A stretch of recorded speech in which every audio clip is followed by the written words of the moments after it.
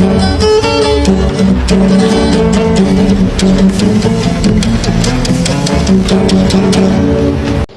magandang umaga po sa inyong lahat, mga minamahal ko mga kababayan. Muli nandito na naman po yung lingkod dito sa ating programa na kung saan ay kinatatakutan po at talagang iniilagan po ng mga politikong sakim sa pera at kapangyarihan.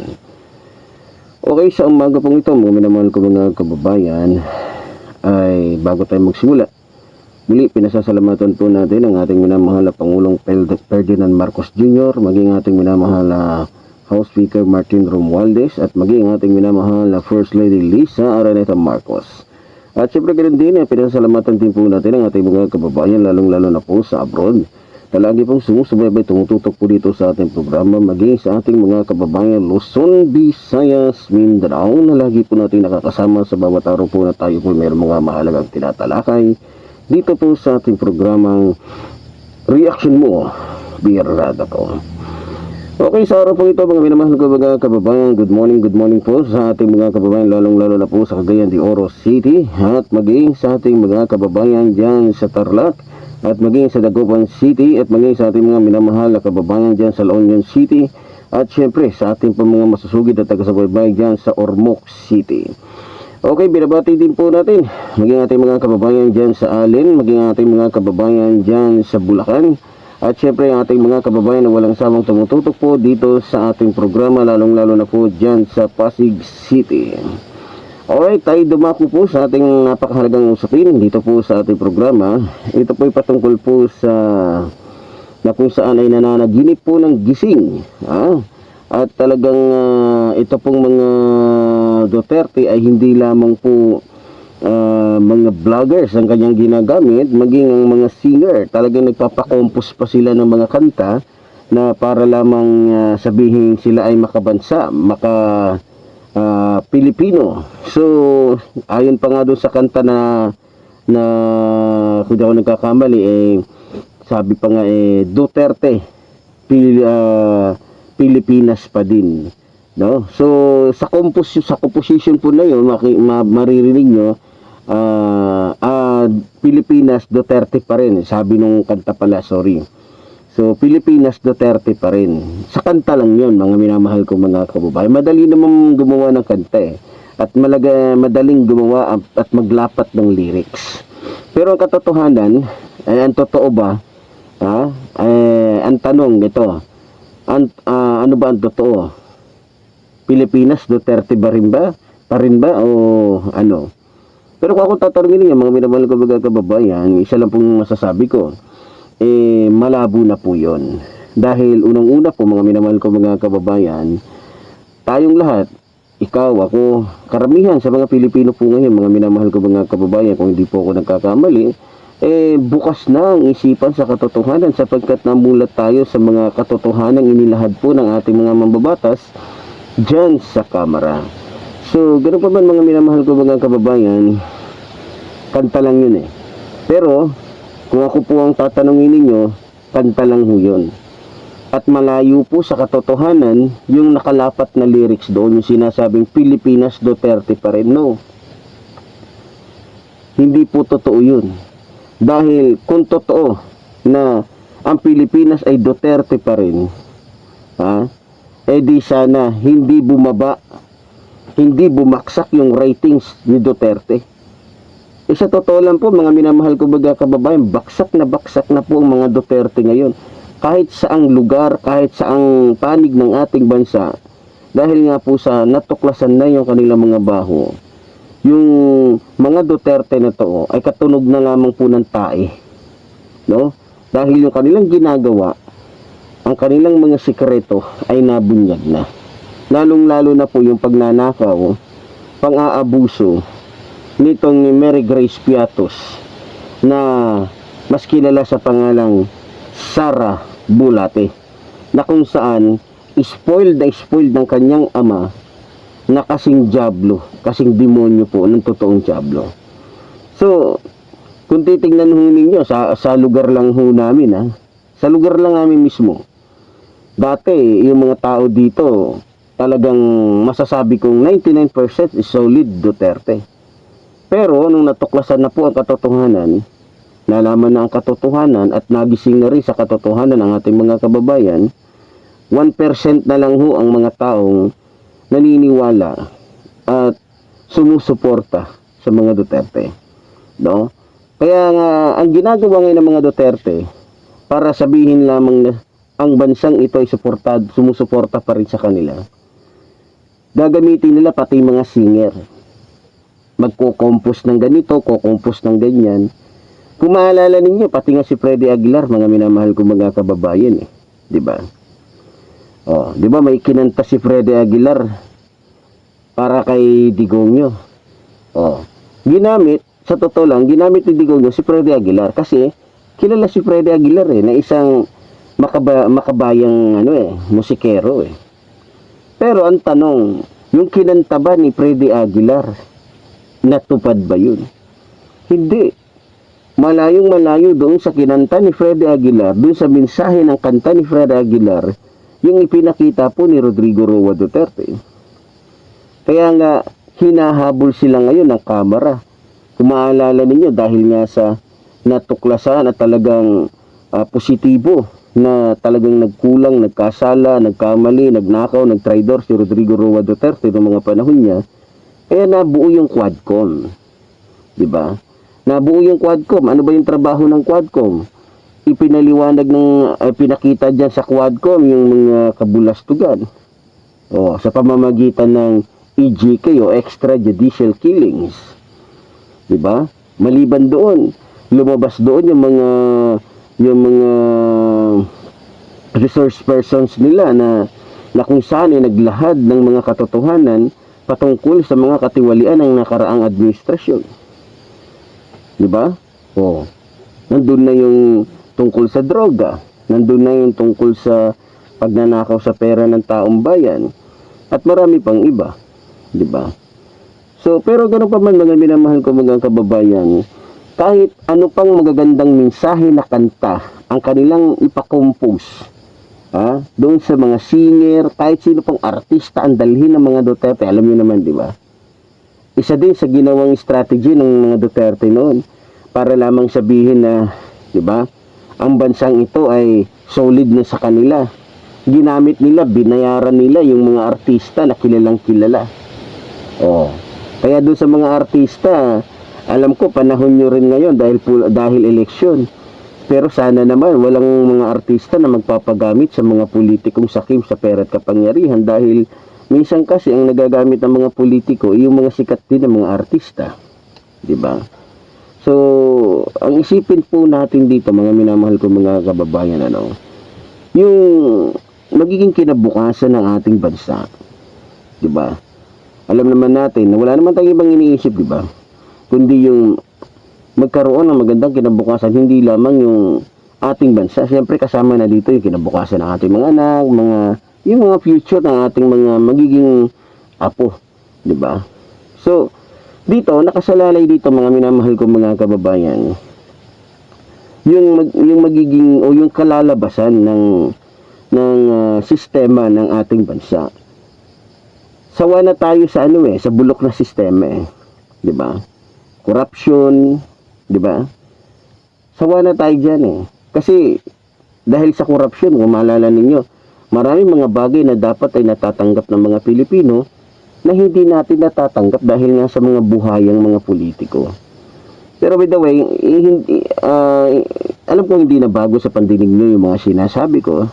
Pero, kaya natin to sinasabi dito para paalalahanan yung lahat ng mga Pilipino na the way kayo bumoto, the way kayo maniwala sa mga ipinalalabas o mga awit na naririnig ninyo, lalo-lalo sa mga vloggers, yung mga sinasabi nila, yung mga nagiging opinion nila, yung kanilang mga nagiging issue na pinalalabas o pinopost sa kanilang mga YouTube channel o sa kanilang mga Facebook, di ba?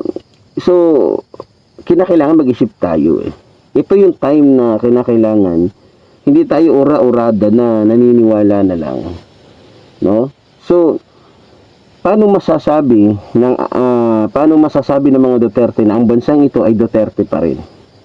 Ibig sabihin ba sang-ayon ang bansang ito sa pagnanakaw nila, sa panloloko nila sa taong bayan. Sangayon ang Pilipinas kay Mary Grace Piatos na kung saan mayroong mahigit 300 na mga empleyado o ghost employees na hindi matukoy kung nasaan, na sumisweldo every month ng 30,000.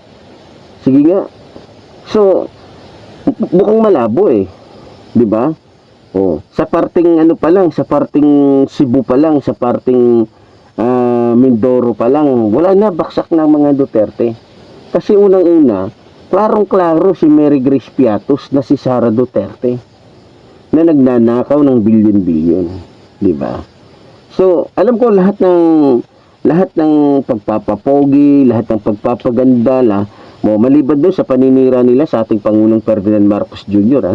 Talagang gagawa sila ng iba't ibang mga strategy. Unang-una dyan, syempre, para pabanguhin yung sarili nila. Kasi yun naman ang purpose nila eh. Bakit ba kailangan nila magbayad ng advertise? Bakit ba kailangan nila magbayad ng mga composer na pababanguhin yung pangalan nila? Bakit ba kailangan nila ng ganito, etc., etc.? Kasi, ang purpose nga nito ay sila yung mailagay. At number one, kaya gusto nila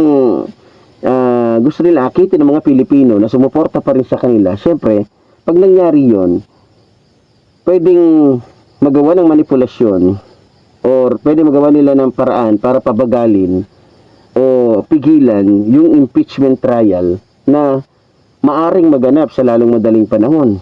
Diba? So, isa yan sa dahilan kung bakit kinakailangan nilang gumawa ng mga strategy para, siyempre, diba? Para iwas sa pananagutan. Ganun lang kasimple mga minamahal kong mga kababayan eh. Alam naman natin ang sentido ng utak ng mga Duterte. Umiwas sa kanilang pananagutan. Tingnan nyo na lang yung usapin sa extrajudicial killings. Yung usapin patungkol sa droga.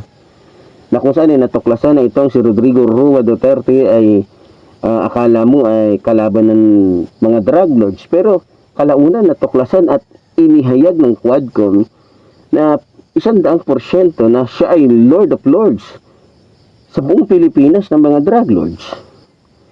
So, kaya nga pinipilit ng mga Duterte na akitin ng mga Pilipino na sumuporta sa kanila sa anumang paraan. Para nang sa ganon, hindi mabuksan yung sikreto nila. Kasi, siyempre, pag nagsimula na po yung impeachment trial, alam niyo mga minamahal ko mga kababayan, wala nang magagawang mga Duterte kundi hayaan ang korte, hayaan yung mga otoridad na imbestigahan yung nilalaman ng kanilang mga bank account. Siyempre hindi maitatanggi yun. Dahil unang-una, yung bank statement ng bawat taong mayroong record sa bangko, walang magagawa yung bangko dyan kundi ibigay.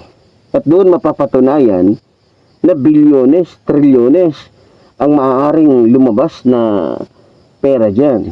So, kaya nga tulad ng sinabi ko kapon, di ba, nabanggit nga natin dito, na pati yung mga manager, pati yung mga opisyal ng mga bangko, ay pilit na nilalagyan, binabayaran, para lamang gumawa ng manipulasyon, para hindi lumabas ang katotohanan sa taong bayan. Kaya nga, ang ginagawa ng mga Duterte ngayon, talagang todo depensa. Kasi, puro depensa sila ngayon, maliban sa naninira sila. Puro depensa, puro atake din sila. Kasi bakit? Para madepensahan nila sa kanilang pag-atake, nadidepensahan din nila yung kanilang ginagawa. Pero, yung kanilang mga ginagawa ngayon, mga minamahal ko mga kababayan, babalik yan sa kanila pagka hindi nila kinaya si Pangulong Ferdinand Marcos Jr. Kagaya nila mga ginawa ni Atty. Tapasio, ni Vic, na kung saan tumatakbo din ang pagka-senador ngayon. Pagka hindi nila napatunayan yan sa korte, mga minamahal ko mga kababayan, alam naman ninyo kung sino-sino yung mga congressman na kinasuhan nila, kapag hindi nila napatunayan yan sa Korte Suprema, di ba, o sa korte, pag hindi nila napatunayan yan, re-resbakan sila yan. Siyempre, paninirang puri yun eh. So, malaking damage to.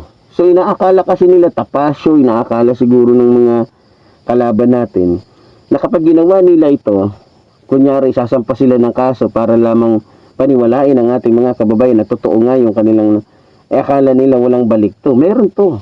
Kahit ako, sampahan mo ko ng kaso tapos hindi mo napatunayan, pwede kitang baliktarin. At malaking damage yun. 'Di ba? Pero ganoon pa man mga minamahal ko mga kababayan, hindi nakatakataka yan sapagkat yan ay part na ng politika. Part na ng politika. Alam mo naman sa politika, maraming mga pasikot-sikot yan. Maraming mga pwedeng mangyari dyan. Maraming mga pangyayari na kung saan minsan pa nga umaabot sa patayan, maliban sa kaguluhan kasi normal na yan. So para sa akin mga minamahal ko mga kababayan, kahit ano pang magagandang awitin, kahit ano pang sabihin ng mga Duterte o mga ulupong niya, malabong mangyari na ang buong Pilipinas ay sumuporta sa kanya. Nakita niyo naman, mas maraming mga Pilipino ang gusto na papanugutin si Sara Duterte. Paano nila nasabi na ang bansang ito ay Duterte pa din? Doon pa lang sablay na, di ba? Kung ang Pilipinas ay Duterte pa rin, ay di sana lahat ng mga congressman, diba? Kung maalala ninyo, inilinaw ni Congressman Dan Fernandez at Congressman Acop ni Congressman Abante na ayon sa kanilang pag-iimbestiga, lahat ng kanilang mga nasagap na impormasyon ay may katotohanan laban sa mga Duterte. Kaya nga, 99% ngayon ng mga Pilipino ay hindi po sumasang-ayon sa mga Duterte kundi sa administrasyong ito. Sapagkat sa administrasyong ito ay nagkakaroon po tayo ng patas na na kung saan patas na sitwasyon pagdating sa korte, pagdating sa batas. Walang politiko dito. Sa administrasyong ito, lahat ay nakakatanggap ng tamang proseso pagdating sa batas. Hindi katulad ng panahon ni Rodrigo Roa Duterte na pati yung ombudsman, pati yung human rights, hawak niya. Diba? So, kung ako ang tatanungin ninyo, mga minamahal ko mga kababayan, ito na yung time, no? Ito na yung time siguro na talagang mapapanagot na ng ating batas yung mga taong umabuso sa kanilang pera at kapangyarihan. At syempre, yung mga taong nagtraidor. Alam naman natin kung paano tayo tinraidor ng mga Duterte. Kaya nga nakakatawa na isipin, na sasabihin nung nakalagay doon sa lyrics, Pilipinas, Duterte pa rin. Paano Pilipinas ay magiging Duterte pa din? Ayaw ng bansang ito ng mga politikong traidor na nakikipag-usap sa bansang China ng sikreto na kung saan kalaunan nalaman natin na ibibenta na pala tayo ng nakarang administrasyon. Yun nga lang dahil hindi pumapayag ang ating Panginoon, nahahadlangan ito. 'Di ba? Ang ganda ng kanta pero malayo sa katotohanan, no? So, ganun pa man, tayo po'y laging aantabay, tayo po'y laging tatalakay, tayo po'y laging magbibigay ng opinyon dito po sa ating programa hanggat tayo po'y na dito, no? At syempre, alam niyo naman kung anong ginagawa natin, ito'y para po sa mga Pilipino nang sa ganun ay mabuksan po ang kanilang mga puso't isipan sa katotohanan nang sa ganun ay hindi po sila madala ng mga, alam niyo na, maraming mga vloggers ngayon na nagsasalita ng puro mga kasinungalingan na kung saan ang iniisip lamang po ay kanilang mga sarili. Pero ganoon pa man mga minamahal ko mga kababayan, tulad ng sinasabi po ng inyong lingkod. Hanggat tayo nandito, tayo po ay magsasalita ng katotohanan nang sa ganoon ay hindi maligaw ang ating mga kababayan. Kaya muli po, tulad po ng sinasabi ng inyong lingkod, mabuhay po ang ating inang bayan, mabuhay po ang nagmamahal sa ating inang bayan. Maraming salamat po.